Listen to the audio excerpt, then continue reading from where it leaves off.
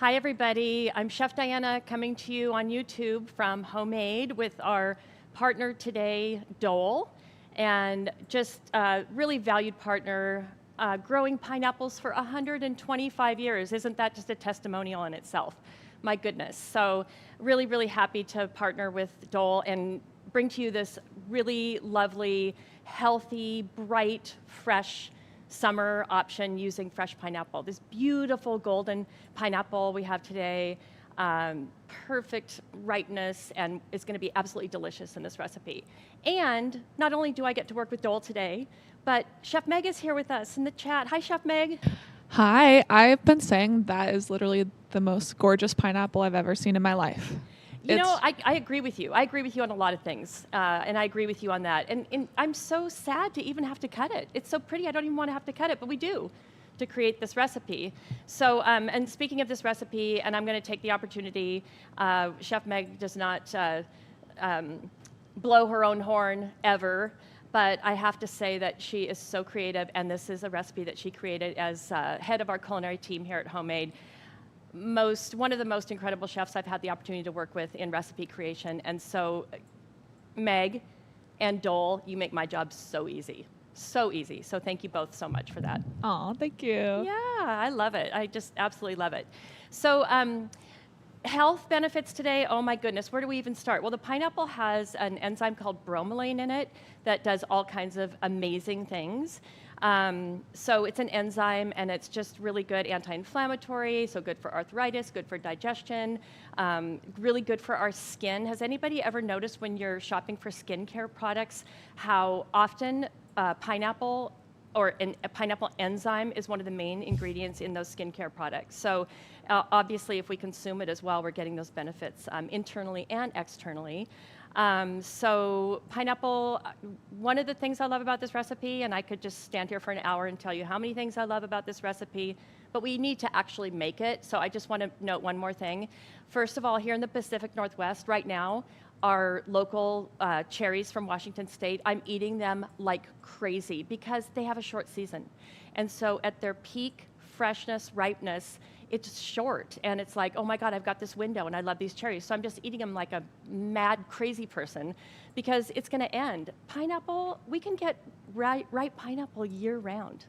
And lovely in the summer, so healthy option for instead of a barbecue, hot dog, or hamburger. Delicious, of course, yes, but what a nice, healthy option in this recipe that we have today for a nice summer barbecue, but also in winter when it's getting dark early and we're cold and it's, especially here, damp and gray. What a nice little ray of sunshine to bring into your household in the middle of winter. And also just, this is feel-good food. For me, and here at Homemade, we believe like food is medicine. For me, this is just feel-good food. Okay, Meg, do we need to go on, or should I just start cooking? Because No, I think keep going. Yeah, I think we can keep going while you're cooking. We can do a little bit of both. I did just want to say we found I was looking it up this morning, and pineapple is like one of the only fruits and vegetables that has that high quantity of bromelain, which is really special. I don't know why. Yeah, I agree. I know, such a great point. Thank you.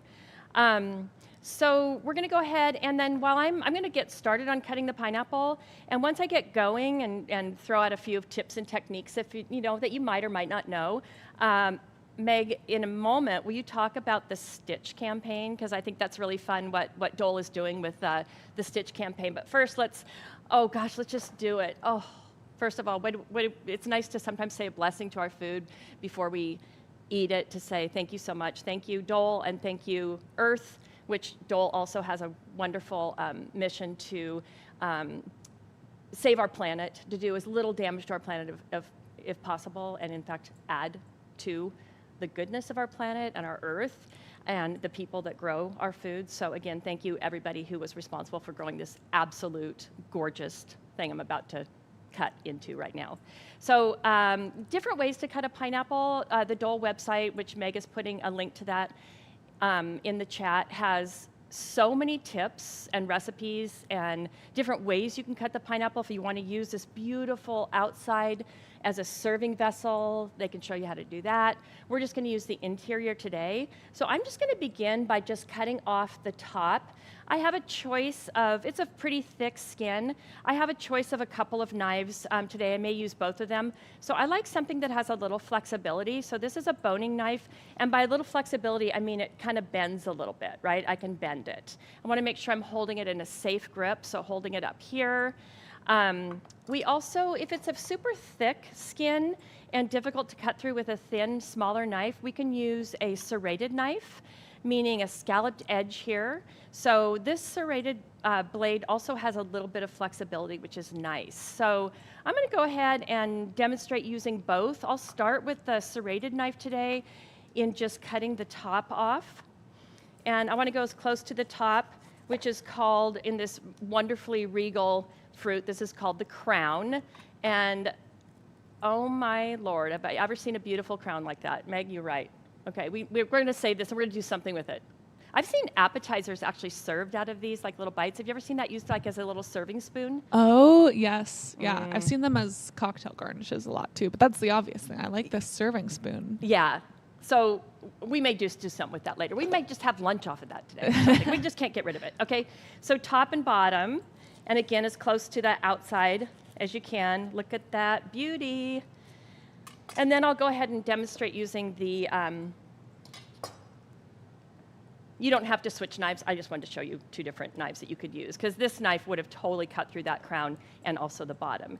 And then because the pineapple has a little bit of a curve to it, it's not straight down. If we cut straight down, we're going to lose too much of this lovely golden flesh there. So we want to cut kind of like around like this. So I'm going to start up here at the top and cut down and going out towards the outside. And then at the bottom, I'm coming back in, okay? So maybe that was a little too deep. There's some more snacking for us later on. All the way around, removing the outside peel. We have these little eyes in here. Such an interesting fact about pineapple that I most recently learned, not too long ago, is that each one of these little sections here is an actual flower, and a pineapple can have up to 150 of them, and they're individual flowers that end up growing together to create this larger piece. So I think actually our registered dietitian, Melanie, who works with Dole, was the person who taught me that, which was super fun and really interesting. And I've shared that fun fact with numerous people since, because I never thought about that. I never knew that. And I've used pineapple for a long time and enjoyed it. So I thought that was kind of fun. Yeah, it's like technically a bunch of little fruits. It's like a bunch of grapes or something. Yeah. Let's go ahead and switch. Let's see, I'll go back to the serrated knife, since I've already used that for the pineapple. And a couple different ways you can do this. There is a core in the center, as many of you may know. So this is a little awkward. It's a little tall and narrow on the bottom. And it also has this lovely sweet juice here, so it's a little slippery on my hand. So rather than cut all the way through like this, I like to practice safety first in the kitchen at all times. So I'm just going to cut it in half, because our purpose today is to chunk this into like 1-inch chunks. I'm going to cut it in half first. Therefore, I create a more stable surface, and it's much easier for me to handle. It feels so much safer for me to handle. So I'm going to cut it in half first, and then put the big flat side down on the cutting board, and then half again, right through that core. So each one of these gets cut into quarters. So we've got 8 pieces. If I did my math right, that's pretty simple math. Hopefully I should be able to do that. And then I'm going to cut the core out. So again, find a stable surface, cut the core out. And then I'm going to put all of my trimmings and anything that I can't use today in this particular recipe. I'm going to put it into a blender, including this core, and I'm going to puree all of my trimmings later, and I'm going to have a lovely pureed pineapple that I can put in my refrigerator or my freezer and save for a later date. And I'm going to use it in smoothies. I can use it in mocktails. I could use it in a cocktail. All kinds of uses for that. I could use it in another marinade for another savory dish or as a dessert sauce and cook it down. So there's so many things that you can do. And then when I add some of my other pieces of pineapple trimmings into there and puree that, I have this lovely puree that freezes well and is ready to go for another use. So love that. I don't like to throw anything away. There are some things that we end up throwing away. The rind probably is one of those things. But I like to use as much of the fruit as possible. So we need some nice 1-inch pieces that we're going to put onto skewers. So I don't need the whole pineapple. I'm not going to puree this beautiful fruit. I'm going to cut it up and use it to just eat out of hand, to eat as is, because it's so perfect and so delicious that it will make a wonderful side dish, top yogurt for breakfast. I don't want to mask this fruit. So whatever I have left over after the 2 cups, I'm going to use for another use. Pineapple will keep in the refrigerator for it'll last 3 or 4 days in the refrigerator. It lasts longer than that. It just may oxidize. It may get a little browning tinge to it, but it's certainly safe and good to eat. So again, this will all go into another use later. Chef Diana, Yeah. I wanted to just say I posted in the chat a link to a previous class we had with Dole where we made a pineapple curd with pureed fresh pineapple. That was so good. Oh so my if gosh, anyone that has sounds so good. Yeah, that's a great way to use up your extra pineapple. Thank you. And speaking of those recipes, I was on the Dole website, and sometimes I get, in a really, really good way, I get sucked into that because I start looking at these recipes. There's so many wonderful creative recipes on there. So thanks for pointing that one out. What did I see last night? I saw there was a matcha cake with a pineapple swirl. All kinds of really great recipes on there. Should we talk about the Stitch Oh, yeah. campaign? Because that's so fun. Yeah, so Dole has partnered with the Lilo and Stitch movie to make, they've put like Stitch all over their bananas and pineapples. And if you go to the grocery store, you can see some of that. And on their website, they have like coloring sheets and little sticker books and things, recipes inspired by the movie, just to bring people together and get the spirit of Ohana and the spirit of the movie kind of going through your summer. And I kind of would just like to say not only for kids. Is that okay? They looked really fun to me. Oh, yeah. I love a coloring sheet. Are you kidding? Of course. So fun. Yeah. So all kinds of good stuff going on there. Also, Dole today has a focus on really focusing on fresh fruit rather than prepared or processed or canned fruit. So total focus on fresh. And there's people think, you often think of, Dole, pineapple, yes, bananas, of course. But go on the website, you wouldn't believe the amazing array of different produce that they have and really fun, unique things. So look for them in your grocery store, check them out on the website, and if your grocer doesn't have them, ask your grocer for them, because that's one way to get them into your store. Yeah, we love fresh fruit, natural sweetener, just a great thing to have around. Yeah. Yes. Can you tell Meg and I are both fans? Okay, so let's make this glaze. We do have to reduce half of the glaze, and as I'm going to make the glaze and get it reducing, because that does take a few minutes. I'm going to turn the heat up just a little bit here on my saucepan so we can speed up that reduction process to get this nice, thick, flavorful glaze. The glaze is 1 can of coconut milk, and I'm going to come back to that because, again, I need to get this on the stove, but I need to talk about that 1 can of coconut milk because I love this recipe so much. 1.5 tablespoons of honey. So coconut milk is naturally sweet, but the one that you want to buy is the one that doesn't have any added sugars to it. So we're just adding a little bit of really nice honey here, 1.5 tablespoons.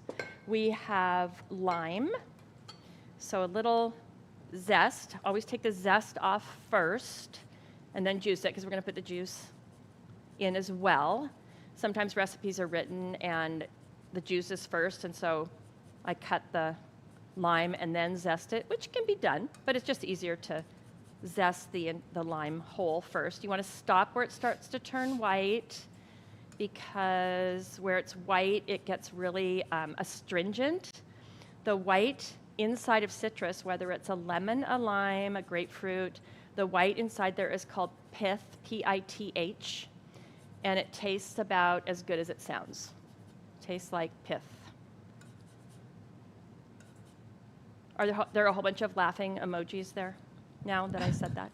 Yeah, people are screaming in the chat. Oh, sorry. Now they're coming. Now they're going to start coming. Okay, so we've got all the way around that beautiful little lime. So look at gorgeous, gorgeous zest in there. And then we can cut it. I could just pour that over ice and just drink Over the what? marinade. Pour the marinade over ice and just drink it how it is. Yeah. Just There's all honey. kinds of things I can think about to use it for. Take a bath in it, right? Mm-hmm.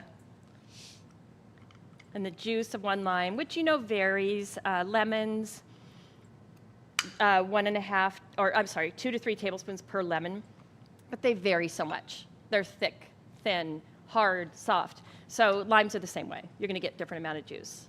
The thing about this recipe is that it doesn't really matter. Get some brightness from the zest and from the juice in there, and you're good to go. So I would say, I don't know, about 2 tablespoons, maybe 1.5 tablespoons of lime. I always err on the side of more lime. More, yeah. Especially with the savory dish Yeah. and with the flavors we've got going on today. I mean, depending on what you're cooking. That pineapple is so darn ripe and sweet that little bit of extra lime juice, or not extra, but on the heavier side, perfect, I think. Absolutely perfect, okay? Some heat, if you like, sambal, sriracha, something hot. If you like heat, go for it. Get that in there. If you don't, if you're somebody who, your householder, you don't really care for it very much, then you can skip the heat. But if you like it, add it. And you can add just a small amount. Just go easy on it if you don't. And then we have a little soy sauce, or tamari. So tamari is a non-wheat-based soy or amino. If you have a gluten-sensitive or somebody who has to eat gluten-free, tamari is a great alternative for soy sauce. I'm not sure if you put tamari and soy sauce side by side and asked me to taste them, whether I could tell you the difference between the two. They're so similar. So either one, so soy sauce or tamari. And then I think that's all the ingredients. Absolutely delicious. And then what we're going to do is we're going to pour half of the marinade into this saucepan that I have on the stove, just starting to heat up. So half, and then let me crank that up a little bit to get it simmering. And I'll keep an eye on it and turn it down so it doesn't simmer too fast and burn. And then, like magic, and the magician that Chef Meg is, here is your salad dressing, and here is your glaze for the shrimp. So I love this. And this makes an absolutely fresh, lovely salad. We're going to put this on, we're going to make sort of a slaw with cabbage and some other things. And then the glaze goes on to the shrimp that we're using today. So love, love, love, love that. Okay, are we ready to move on? Anything else? So shrimp is what we're using today. These are, I'm guessing, what you would call about a 21-25 shrimp. That refers to the size of the shrimp. So you can ask, in your seafood department, you can ask for a specific size by using numbers. That's how they come. So 21 to 25 shrimp means it's 21 to 25 shrimp per pound. Okay, so the smaller the number, the bigger the shrimp. And the bigger the number, the smaller the shrimp. So they come in 16-20, which is a little bit bigger than this one. They come in 11 to 15, which is even bigger. So that's how you can figure out what size you're looking for, what size you like. This 21-25 is, I would say, don't you think, Chef Meg, it's probably the most standard size for most preparations? I would say so. I prefer, closer to like a 16-20. I like those bigger shrimp. Or a U10. Oh. That's under 10 per pound, and they're ginormous. They're big, almost like a small lobster tail or something. Yeah, thank you for sharing that. I think a lot of people don't know what those numbers mean. Yeah, I see in my, not a specialty grocery, but my regular grocery stores that I go to, I see them in the seafood case labeled like that. And I bet your grocery store is the same way. So now you know you can impress your seafood person. It's like, do you just have the 2125s, or do you have any 15? Wait, I should get it right before I tell them to go to their seafood department, right? U10? 16, 20, U10s. I prefer a U10. So just a little tidbit of information. Let me just talk, I left this out so I would remember just to tell you a little bit about the coconut milk. I often have recipes that I like and recipes that I might have used for a long time that call for, say, 2/3 of a cup, I'm just making this up, 2/3 of a cup of coconut milk. So a coconut milk standard can is 14.5 ounces. I know that's kind of weird, but that's a standard can size, is 14.5 ounces. So if a recipe calls for a half a cup or 3/4 of a cup, I have to figure out, like, okay, what am I going to do with the extra? Or can I just buy one can and then I freeze it. I almost always have coconut milk in my freezer, and you can put it in smoothies. There's lots of things you can do with it, but one of the things I love about this recipe is that it calls for 1 can of coconut milk, so it's so easy. You don't have to think about what to do with the extra or buy another can. So the entire recipe, which is perfect and delicious as is, calls for 1 can. So that's a really nice feature of a good, well-written recipe. What about like a full fat versus, they have kind of low fat coconut good point. milks? I would say full fat versus like a low fat coconut milk. For this recipe. Coconut milk is a healthy fat. It's good for you. We don't want to eat too much of any fat, but it's one of the good fats for you. So there are places where I don't look for a low fat version, unless you have to for some health reasons or whatever. I steer away from the low fat options. That's a personal choice, and no judgment whatsoever if for whatever reason you prefer a lighter style or you need to have a lighter style or whatever. No judgment whatsoever. Personally, I go full fat. So yeah, it's a good texture as well, like for this glaze. Yeah, for the you're gonna get that creaminess. You're not dressing. using heavy cream or butter, which are both delicious ingredients as well, but you're using a healthy fat, and so I don't know. I go full fat. Yeah, there's not much oil in this recipe either. No, correct? No. And we're going to use a little bit right now, but very, very little. Mm-hmm. So, okay. So I wanted to talk about shrimp. First of all, there are other options for this recipe. I've made it twice at home, and I used shrimp for one time I made it, and it was wonderful. And then I am a big mahi fan. Mahi is a firm fish, so has almost like a meaty texture. And I did the same recipe exactly as is with mahi, and it was phenomenal. It was so good. So you can swap out the protein. Some people, shrimp, we're looking at healthy options today for that summer barbecue rather than the delicious hot dog and the delicious hamburger. This is a delicious, much healthier preparation using shrimp. But you can also sub out chicken breast or a more firm fleshed fish or a plant-based protein. It would be absolutely wonderful with tofu. And if you bought I'm sure you buy hot tofu, but the extra firm tofu, you could skewer that as well and use this, and it would soak up those delicious marinade flavors, and I think that would be good. So another thing to love about this is that there's lots of options for you to swap out things. So we are using the 2125 shrimp, and I'd love to know just while we're doing this, Meg, where people are and what they're eating in season right now. So we talked about cherries here. I'm looking out for stone fruit, for peaches and nectarines, which are in our area here are a little bit later. And then, of course, in the fall, we have our apples and our pears and things like that. So cherries are here now. Where are you coming from, and what is your seasonal availability of what's growing in your region right now? I think that'd be really interesting to hear and to share with other people in the chat. So I'm going to move on while you're putting those things in so we can find out, satisfy our curious minds here. I went ahead and peeled these shrimp here. They're ready to go. It's not super tedious, but it takes a few minutes, so I definitely wanted to do that ahead of time.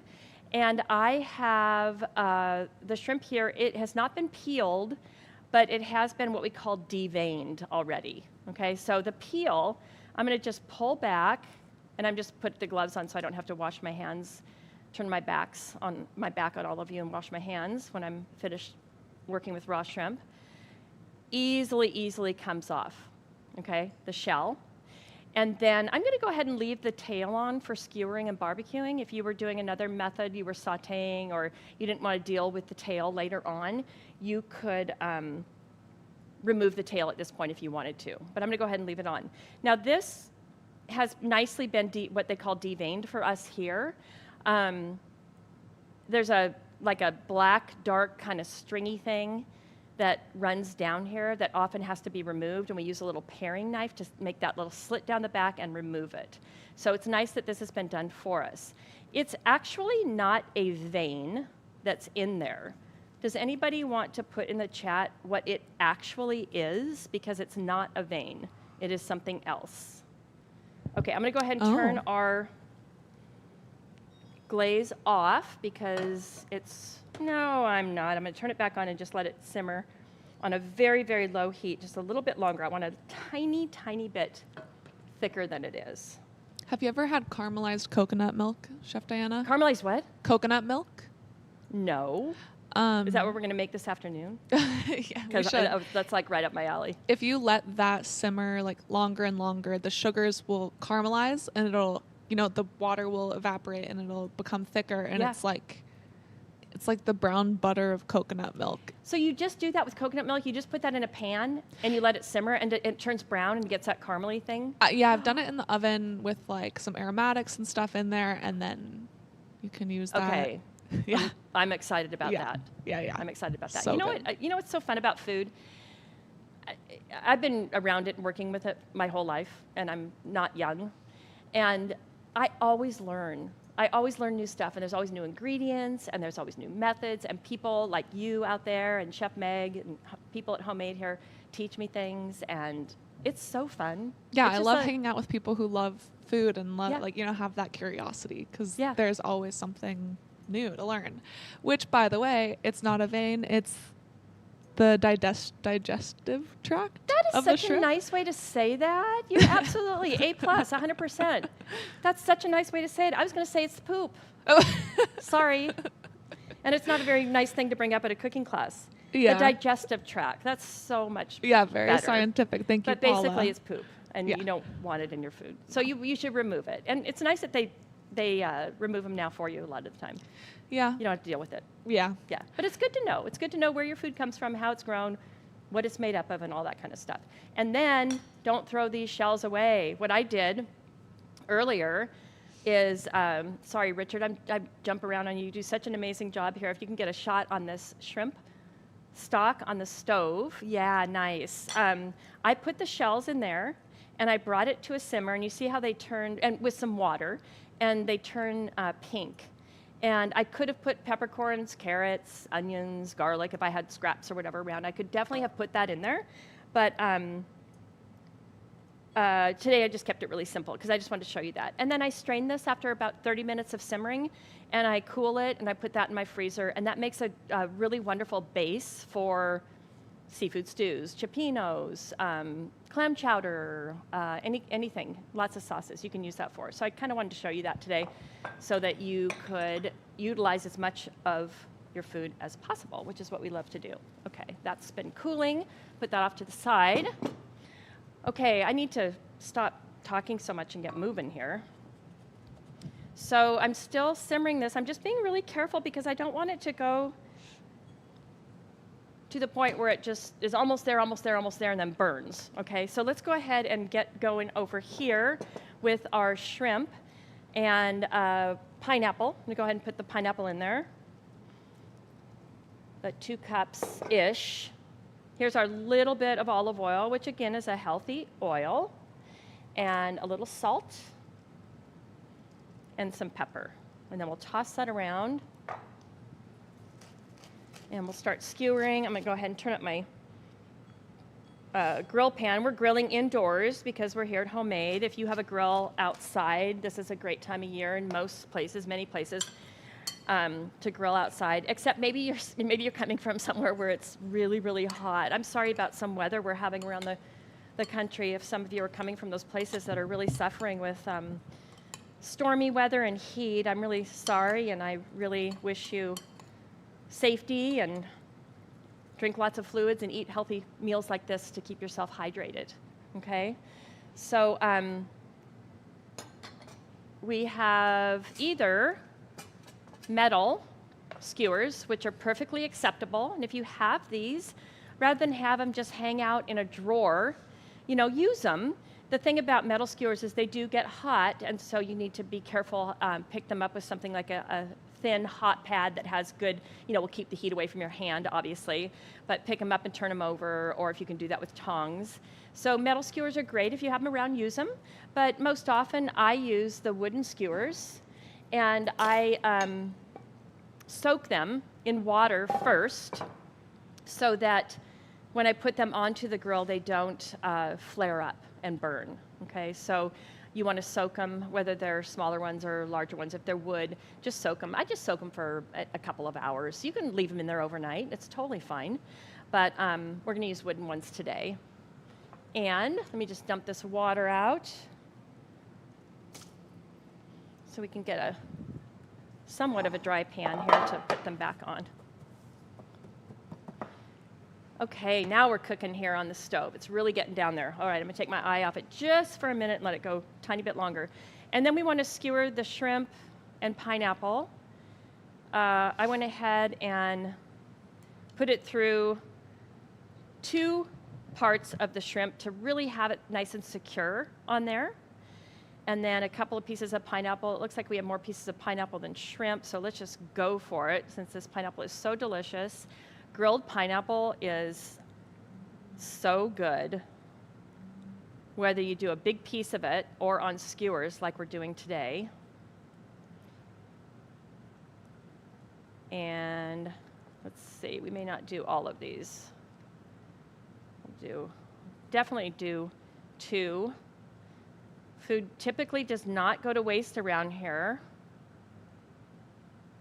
at Homemade, and it's almost our lunchtime, so keep the crew happy.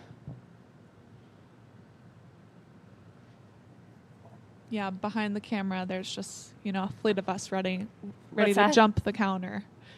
We're all ready to run up to the I know. counter whenever class is over. Have you ever kept the cameras running long enough to see everybody run up afterwards? I think so, yeah. It's happened before. It's happened before? Like Sometimes maybe we don't not, even give Richard enough time to maybe shut it not off. on, or maybe by accident it happened before? Yeah, it has. But it's really cute. It is, it's fun. Usually I just kind of jump back and get out of the way because it can be kind of scary. It can be kind of frightening, if you don't like crowds, if you're kind of fearful of people running at you with knives and forks in their hands. It can be a little frightening here. Yeah, it's nice to be working in a place where we get to eat together and share. Seriously? Like Oh, you on the call daily. this work? Mm-hmm. I don't call this work, but you're here more than me. By the way, a lot of fruit and veggies, seasonal fruit and veggies. Yeah.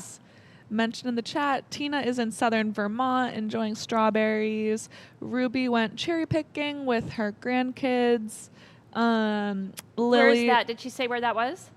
Let's The see. cherry picking? Because other don't think states, I'm sure, have cherries going on right now, too. In Brentwood, California. Oh.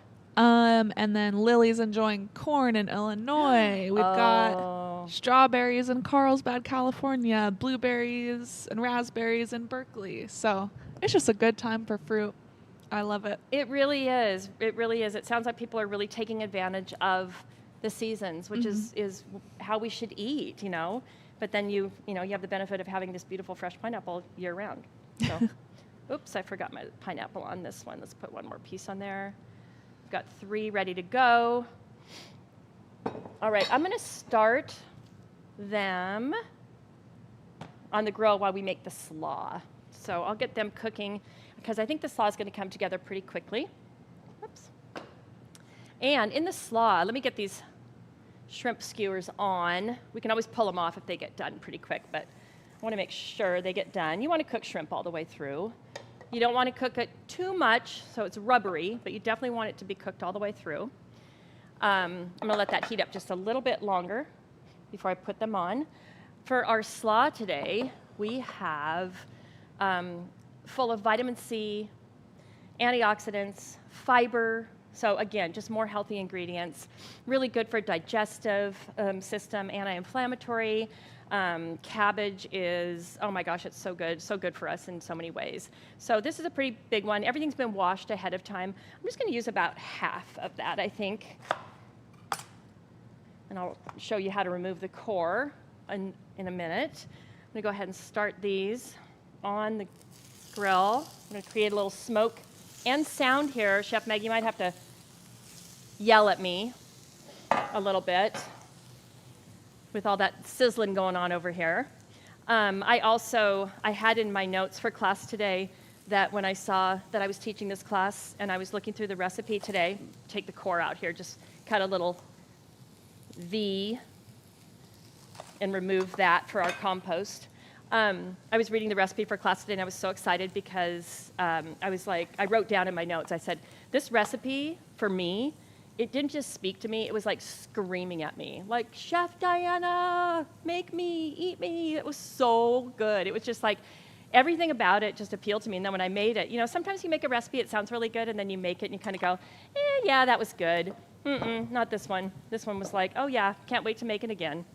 So different ways you could cut the cabbage. I'm just going to cut it in a kind of shreds. You could also, if you have a machine, you could use a machine, meaning like a food processor if you're making a big batch. Takes some of the work out of it for you, but nothing like working on your knife skills and not having to clean another machine. So just thin shreds. You could also cube it, have chunks, but just make them so you can pick it up with a fork and eat it with your skewers. So it's a really nice dish to sort of have a little bite of everything together. Let's get some of this out of our way, make a little space. So other vegetables that are in season, I'm sure there's other things out there, but the cabbage is a really nice thing, not only for its health benefits, the vitamin C, the fiber, but also the crunch. It really retains its crunch. It's very hydrating. We talked about this dish being hydrating for the summer, warm months. It's also affordable, and you get so much of it. And I love it fresh. Super good point, Meg. Cooked, Super good point. roasted. Yep. Yeah. Super affordable. That was one head, and look at how much half of a head. We only used half of it, and look at how much half of a head makes. All right, let's turn these, and here's what I kind of like about the wooden skewers also, is you can just kind of pick them up, flip them over. This grill pan is a little wonky, as you can see, so we're going to turn these a couple of times. Maybe it's operator error, I don't know. Let's put them at an angle a little bit. See how some of these are still gray here and some are pink? So we'll just move it, and then we'll flip them over again. It's fine. Totally, everything is good. All right, so cabbage, half a head. And that was just a standard size head, too. It wasn't huge. And then we have the pepper, and again, it's a pretty large red pepper. Red pepper has... again, we've got vitamin C, fiber. I like to cut peppers. Again, it's been washed, and I like to cut the top and the bottom off first. There's different ways to do this. And then just slice around this little inside seed. Just compost that, compost the stem, and everything else is usable. We don't need the whole thing, so I'm just going to put some of that off to the side. And we'll use it for something else later. We're also going to baste with this wonderful glaze that's reduced. This is thick now. I don't know if you can tell, if you remember how much thinner it was before, but it's got this nice thickness to it. This is going to create a little smoke too, but we're going to glaze.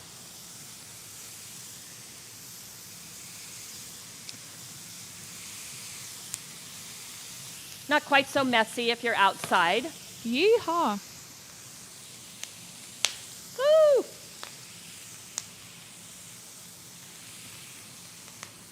And then we'll do a little bit of that on the other side. Chef Diana, is there a benefit to using? You know what, Chef Meg? I can't hear you because this is loud. It's popping. I can't hear you. You're gonna have to scream at me. I'll circle back. Go ahead. Oh, is there a benefit using wooden skewers versus metal skewers? Wood versus metal. What's the question? Is there a benefit? Oh, so I think we talked about that a little bit earlier, but that I couldn't pick the metal ones up like this. I'm gonna turn the grill pan off because they're almost done and it's gonna retain its heat for a while. So I'm just gonna turn it off and just let them kind of finish.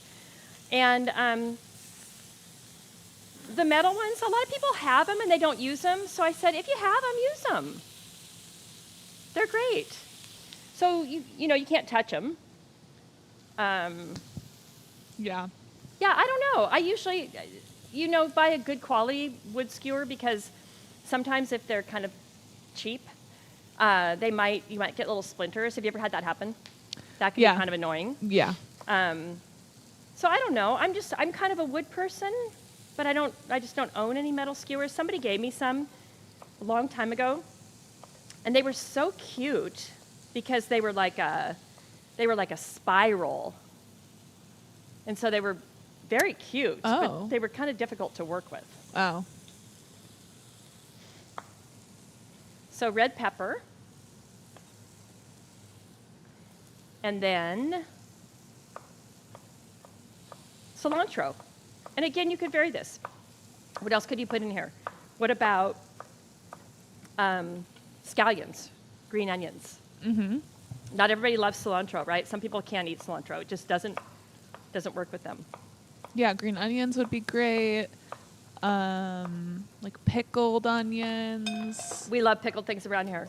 Yeah, I've been talking about pickles a lot this morning. I just got a big smoke. Yeah, I love pineapple in a slaw. If we weren't already, we could throw the grilled pineapple in there, but. Oh, you just wait.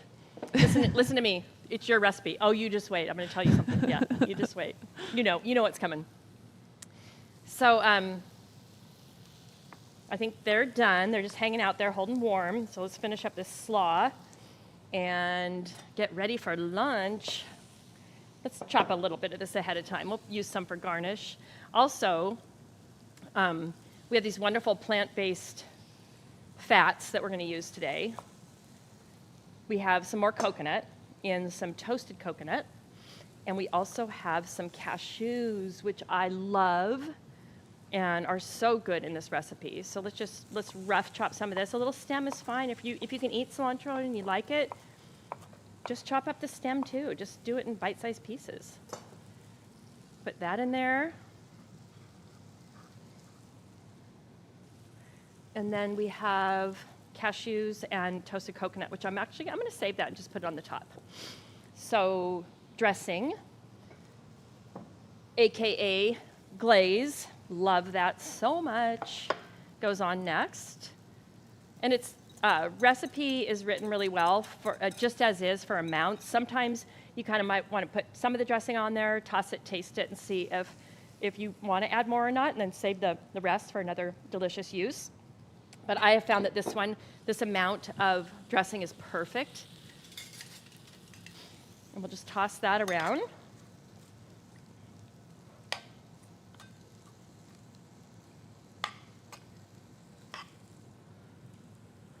Toss it around in the bowl, not flinging out of the bowl, like I was doing there. And then always taste for seasoning. We have a little salt and pepper going on, but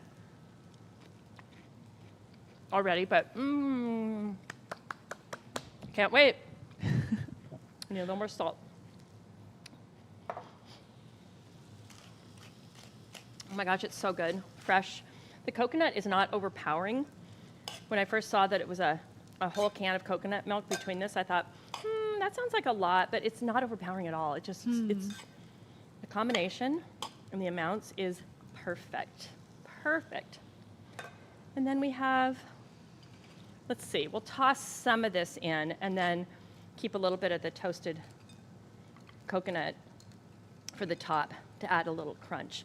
So could this be done ahead of time? Absolutely. I wouldn't dress it until, I don't know, 20, 30 minutes before eating, but definitely hold off on the garnishes, the crunchy cashews and the toasted coconut if you're using them. I would hold off on that until right before serving so you maintain that nice little crunch. Yeah, crunch on crunch on crunch. That's the way. Yeah. We agree on a lot of stuff, Meg. Okay, ready? Let's do it. I am. So let's get these skewers off. Perfect. And if you wanted to, and I'm not gonna do it today. I'm just gonna talk you through it because it's really hot. As I pick up a piece of pineapple off of the griddle, it's really hot. You could take off some of these pineapple pieces and you could chop them up and you could add them into the slaw for a little grilled, charred pineapple flavor, which is wonderful and delicious. Or you can just eat it like this. You can serve it on the skewer, or you can remove it off to the plate. So we recommend that. I like to put the slaw down just off center a little bit. You know, I have some extra cilantro for garnish, but who needs it? You don't need it. There's so much going on here already. It's so beautiful as is. So you could either, you know, let people take care of that themselves, or you can remove them, making it easier on you or your loved ones, whoever you're feeding. Because what do you do with the skewer? You know, what do you do with the skewer after you eat? Just kind of hanging around. You keep it on the plate. You put it on the napkin. Well, the metal ones, you wash and you reuse them, so that's kind of nice. The wood ones I put in my compost yard. Oh yeah. Right. Yeah. I just mean when you're sitting at the table and you're like, what do I do with the skewer now? Oh, good point. Yeah. Good point. I don't know. Do you have a relative or a brother and sister you want to give a little poke to or something? Is somebody annoying at your shrimp table? skewer. Oh my gosh. Okay, what do you think? Oh, lime wedge. Do we need lime? We don't need lime, do we? Yes, we do. I think it's nice. I think we do. I like the option. What was I thinking? Of course we need. While you're cutting that, I just wanted to say we have a lot of folks in the chat asking about, our transition to YouTube. And, give us a like, give us a subscribe that you can pre-register for classes and have us notify you. So it's a really nice streamlined experience. So just make sure, stay with us, folks, and subscribe. Yes, thanks for that, because it's so true. And what a great platform. And everybody seems to like it. I mean, there hasn't been anything bad about it at all. It's like working really well, right? Yeah, it's so smooth. Yes, it's a really great loves platform. it. So yes, exactly as you said. And we do have another class before I start shoveling this in my mouth. First of all, I need to take care of I don't know why I wear white. I'm such a slob when it comes to cooking and eating. But we have another class coming up on, when is it, the 30th, Chef Meg? Yes, the 30th. We'll be making a peach and pistachio Danish. Oh my goodness, that's only a few days away. Yeah, that's at a morning class for us here on the 11 on the a.m. West peach Coast. and pistachio Danish. That sounds so good. So good. All right, so anyway, I'm just going to taste this. I want to taste all of these flavors together. I did want to talk briefly just about marinating proteins. So the shrimp, we didn't really marinate them very long at all. We just did olive oil, salt, and pepper. So there was nothing acidic on them until we were cooking them, and then we brushed them with this lovely glaze, which has some acidity in it. So you do want to go careful. If you over marinate a protein with something acidic, it can kind of get mushy and lose the good texture. So chicken, you could throw a little bit of marinade on it for a little bit longer. Maybe a firm fleshed fish, maybe. But I would do a firm fleshed. That's hard to say. Firm fleshed fish, the same way we did the shrimp. So. Lots of modifications, but just don't let the glaze that has some acidity in it sit. We just brush it as they're cooking. Okay, so that was a big piece of shrimp, but I'm just gonna take one for the team here and try and get a bite of everything. And then you have your napkin. Good.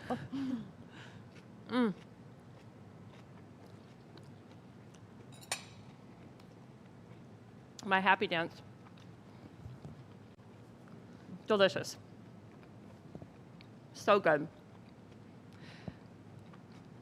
I think when you see like the Piña Colada shrimp, you expect, oh, it might be like really sticky and sweet and syrupy, but it's kind of our own like fresh interpretation of that, bringing those flavors into the dish. Oh my gosh, so good. Kudos to you, Chef Oh, Meg, thank and you. to Dole for this fantastic product, which makes it really, I mean, if I had messed this up, something was wrong with me. Because between the produce and Chef Meg's talents, and so good. And I love your comment about the lime, because, whoa, a little extra lime, I think. You said go err on the heavy side. I agree. All right, everybody, thank you so much for joining me today. Chef Diana here from Homemade with Dole. Thank you, Dole. Thank you, everybody. Make sure and come back. And we love this YouTube platform, and we'll see you again next time. Thank you so much. Bye.